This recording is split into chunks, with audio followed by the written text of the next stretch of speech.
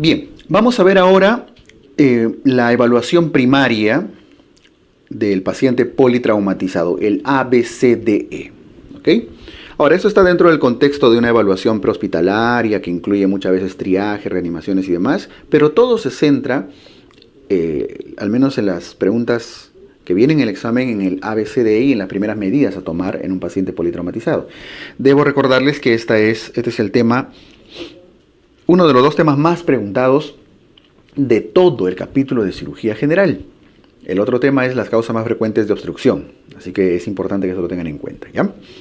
Bien, el ABCDE de la evaluación primaria del paciente politraumatizado. En primer lugar, en la A viene de airway, de vía aérea, viene de mnemotecnia inglesa, ¿no?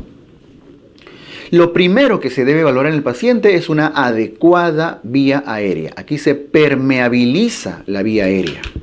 Permeabilización, generalmente con las maniobras adecuadas, haciendo cierta elevación del mentón, etcétera, para permitir que el paciente pueda ingresar aire. Se explora que no haya cuerpos extraños, acumulaciones de sangre y demás que no le permitan la entrada de aire. Es lo más importante, que ingrese aire. Vía aérea permeable, permeabilización.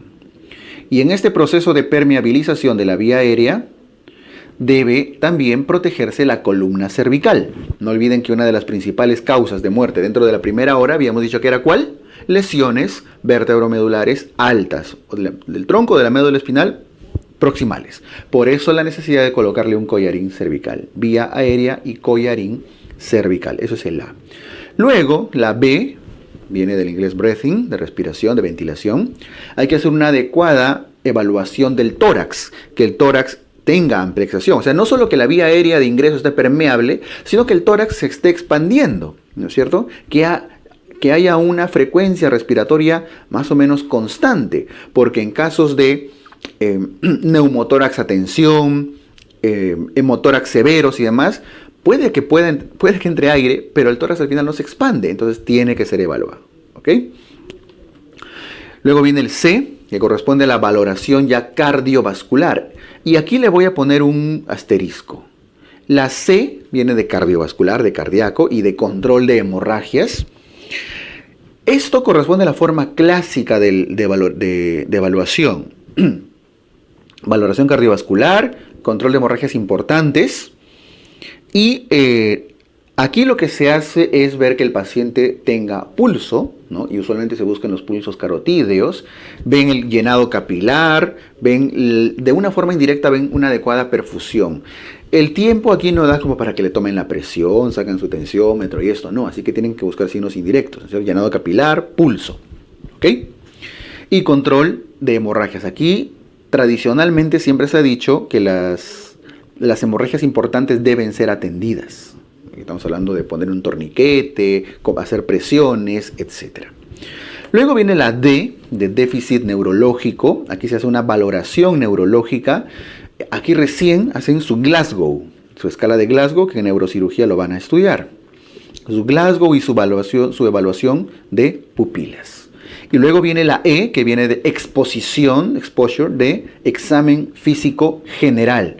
Lo descubren al paciente, lo descubren para poder examinar si hay alguna lesión importante y lo terminan cubriendo. ¿Para qué? Para prevenir la hipotermia. Cobertura, abrigo voy a poner acá.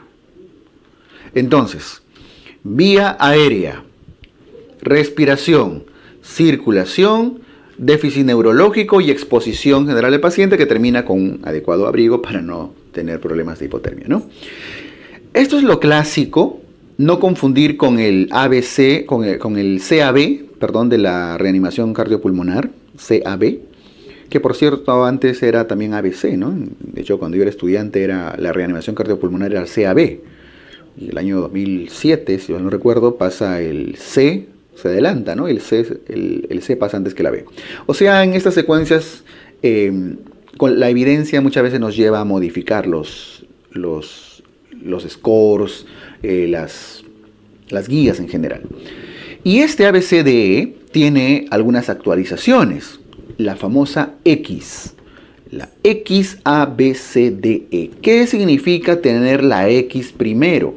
En los conceptos actuales se ha visto que los pacientes tienen más cantidad de pacientes mueren por sangrados masivos, ¿ok?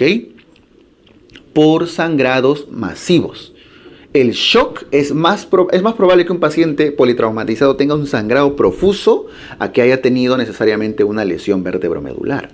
Entonces, la X se refiere, en las traducciones inglesas, suele referirse a exsanguíneo o exsanguinación.